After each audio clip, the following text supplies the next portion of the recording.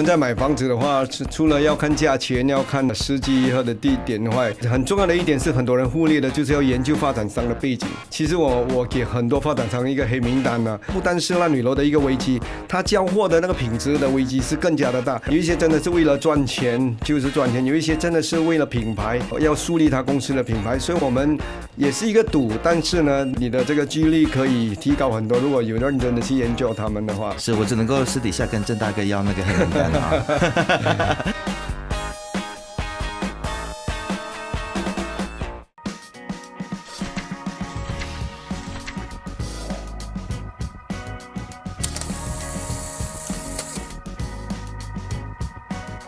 嗨，你好，我是能杰。这个时候你在收看以及收听的是由 BFM 财经所制作的自由时事。那现在我们可以看到，不管是在大马或者是在中国乃至到全世界呢，房地产这个行业似乎都遇到了非常非常多的挑战啊。我们看到了在中国有几家的房地产公司是连续的暴雷，面对巨额的债务的压力，然后也出现了烂尾楼、供过于求等等的问题哦。就有专家就预估呢，中国的房地产的数量呢，要在未来的10年之内才能够完全的消耗完。你可以想象这是一个怎么样子的一个光景。那我们看看中国，再想想我们自己大马的房地产的产业，是否也出现了所谓的供过于求的一个现象呢？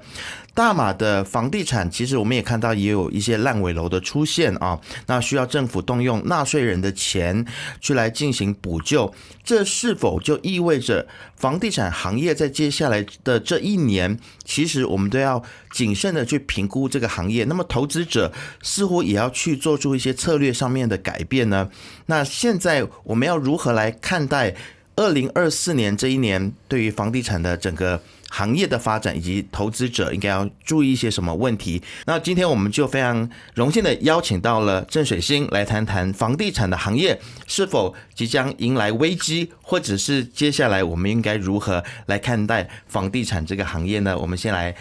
欢迎郑大哥，欢迎你。对，谢谢。是，那其实刚刚就在这个开场的时候，我们就提到说，全球其实有很多的房地产暴雷的事件啊，然后我们也从国外的一些现象也来看马来西亚目前的一些房地产的现象。那其实你会觉得说，这个房地产行业会不会不再是一个所谓的金鸡母呢？因为看起来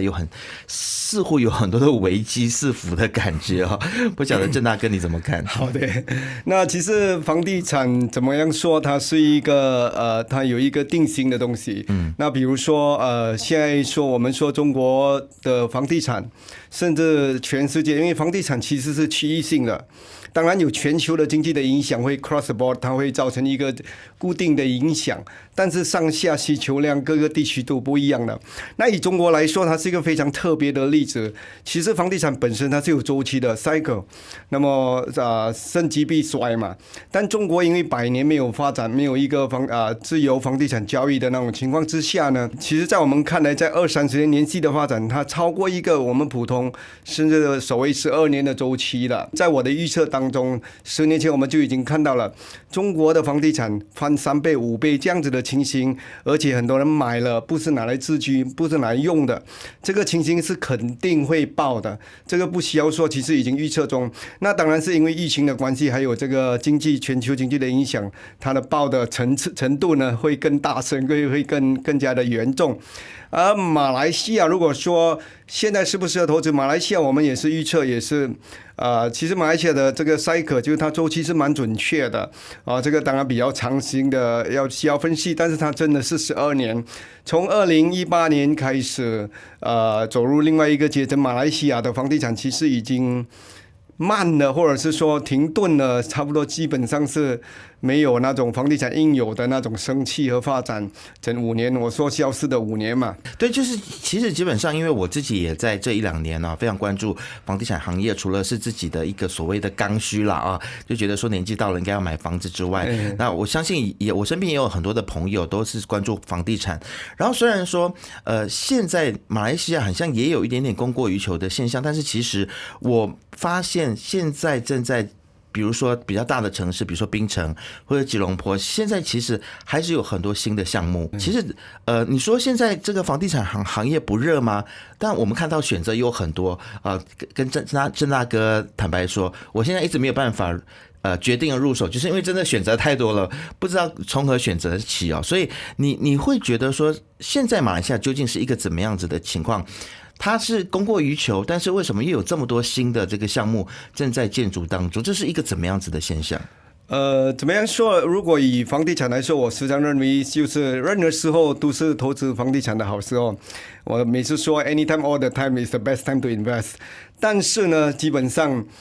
它还是带着投资或者是这种因素的，所以近期的话，最好的房地产并不是最好赚钱的房地产，有时候是这样子的。所以基本上我们除了供求量之外，我们看时机，我们也看它的价位。那么如果说现在供过于求呢，基本上2019开始是最供过于求的时候。那么我们看这个疫情的年代，2020到2023尾，基本上没有什么新的项目。那么更加严重的是，所有的这个建筑材料涨了30%到50%，但是呢，价格基本上又降低了，所以基本上它是应该有需求 demand，而它的供量其实是减少，价格又低。价格低，应该说是有更加的需求嘛哈，但事实上是大家都因为银行融资贷款的问题啦，因为市场估价的问题，基本上本来应该买的人都退后了，所以它的隐藏做的一个需求量是很强的。它的供量其实减少做的，但是我们不否认，在很多地方，比如说新山的某个地方，吉隆坡某个地方，他们是在2019年有供过于求的现象，而这些供过于求在这5年里面都消化不掉，因为它疫情的关系，所以我们要用很科学或者是说很那个专业的方式来算的话，房地产的价格、房地产的投资，它反而是这个时候是最好的，但是一般的人都认为最不好。那最不好的时候是价格最高的时候，是一般人认为最好的，所以这个就是有时候我们讲实际的问题，也是投资的一个重点。是，所以郑大哥，你是觉得说，现在其实并没有一个所谓的就是供过于求的现象吗？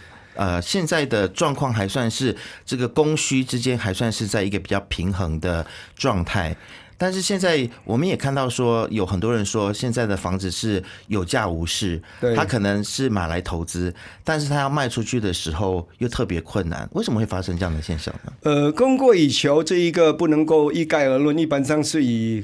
房地产的种类、房地产的区域、房地产的价位这3个来判断嘛哈。你说现在供过于求，但是在这2年来，我们很多。特别是工业开始发展，很多外国的商家进来，工业地，我朋友在这1-2年最糟糕的时候买的工业地，每一个都赚翻倍。但是另外来说，这个店铺在疫情的时候，2021年的时候是价格掉了一半，但是在疫情起来的时候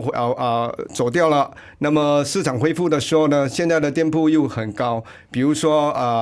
市场街的市区的布路街的，全部涨了很多倍。但是事实上，大家都知道，一般的市场我们都认为房地产的市场不是很好。那怎么说？比如说吉隆坡市中心的房地产，它基本上是量不多，吉隆坡市区很小，但是它是供过于求。而且不但供过于求，价格也低。为什么呢？一般上以前在很多外国人买，他们没有进来，那么现在才开始恢复，所以我们看到租金涨了20%，但是它价位还低过市场以前的30%。那么我们用供过于求来讲，吉隆坡市中心是对的。但是如果我们用投资的角度来说，它是最佳入场时期，因为在我的预测里面呢，2025将会是吉隆坡市中心价格暴涨，而且是需求量翻倍的一个时候，所以我们不能够一概而论，市场是供过于求。那对于投资者来说，任何时候都有好的东西，只是什么时候进场，什么样的项目的选择罢了。这样的听起来很像，还是对于投资方面来说是一个利好的消息啊。但是有没有哪一些潜在的危机呢？危机肯定是有的。我们不要说这个疫情这一类型的，一般的经济原理来说，危机肯定是有的。最大的危机是市场的需求改变。现在因为科技这么发达嘛，哈，生活的模式都一直在改变。那比如说在办公楼、写字楼、办公室。它的危机就是旧的已经不能够适合新的那些设施，比如说现在要5G 啊，要这个 fiber 啊什么的，所以就有被淘汰的一些旧的楼、旧的公寓都有可能的。那么当然这些都是危机。另外的危机，待会我们会再分析一下，可能就要谈到这个融资方面啊、付款啊、出租率啊，这些都是危机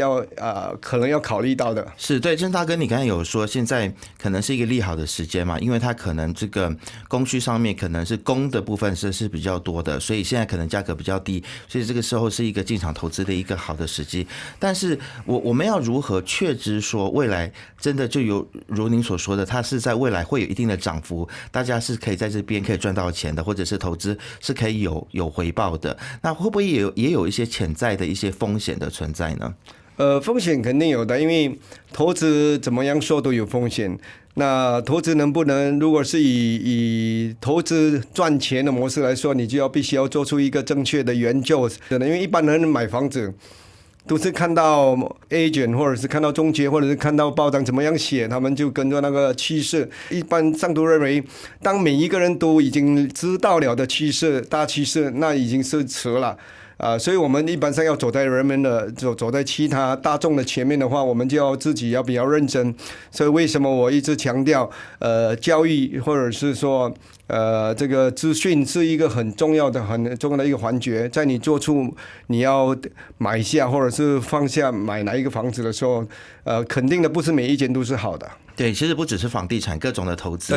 都是一样的，就是资讯是非常关键的。另外一个很热门的话题就是中国的发展商在马来西亚的项目，包括了现在我在 Jalan Kuching、Jalan Sibu 那边有看到很多中国的发展商他跟这个森林城市是同一个发展商。那其实大家可能就会有一些担忧，说这些发展商他在过去他的这个历史记录很像有一点问题，那其实他在吉隆坡的这些建案是不是我们可以去考虑的呢？那也有听说有些银行可能也对于这些建案不提供贷款这究竟是一个什么样子的一个问题呢？这个应该看个别的个案来说吧，因为有一些中国的发展商进来的是自己自治的，有一些是好像我们说年龄的，那么各方面其实有不一样的因素的。那么中国的发展商在中国国内本身面对的，这特别是经济上的问题呢，都会影响到本地的一些中国本身投资的但是呢，它基本上我们现在所看到中国发展商所开发的大体上有一些已经是不做了，但是一般上都是差不多完成了，他们都在赶做，所以你要看它的进展程度，也要研究一下他们的背景。但基本上中国的国策已经改变了，所以中国出海到那边做发展商的这个量已经会大幅度的减少，甚至是到以零的程度。那么中国做建筑商的或者建商又不一样，它的这个产品其实品质也是蛮不错的。所以这个要研究每一个个案来说吧，也不能够一概而论。对对，好，那么今天非常难得请到郑大哥来到节目现场，所以我自己有很多问题想问，那我们的观众有很多问题想要问啊，今天就好好的来请教郑大哥啊。接下来其实大家如果在自住的部分的话，如果在2024年想要来在自住的部分来购买房地产的话，不晓得郑大哥有什么样子的建议可以提供给我们大家？自己住的当然是要看个人的一个需求，价位还是或者价格还是另外的一个考量。因为未来的生活或者未来做生意，自己拿来做生意都是要考虑到未来的这个方便和未来的一些需要。但是我一直强调一点，就算你买房子是买来给自己住的，也要考虑到房子还是一种投资产品来的，所以还是要考虑到它整个区域性的需求，整个投资的这个回酬的一个即使我们没有招收租金，我们也要看它那个地方的租金是多少，它租金好，它住户的所谓的它的 quality 它的那个人才会更好，那么房价才会涨高了。所以我们还是要看的，还是要注意的。对，其实现在马来西亚的烂尾楼的问题，就相比较中国的话，可能没有那么严重了。但是我们还是有时候零星听到一些个案，包括了可能有一些是跟政府相关的一些可负担房屋都出现烂尾楼的问题。这个我自己个人是觉得蛮吃惊的啊。包括了像 Monkiara 也有烂尾楼的出现，这个我也是觉得有点匪夷所思啊。还有比较有名的就是我们看到在 Damansara Perdana 那个地方 Empire 那个地方，虽然现在有新的发展商接手，但是似乎也还没有完全让我们看到一个全新的风貌。所以我真正想问的是，郑大哥，我们在买房子的时候，可能在 pre-sale 的阶段就是预售的阶段，它是比较便宜，但是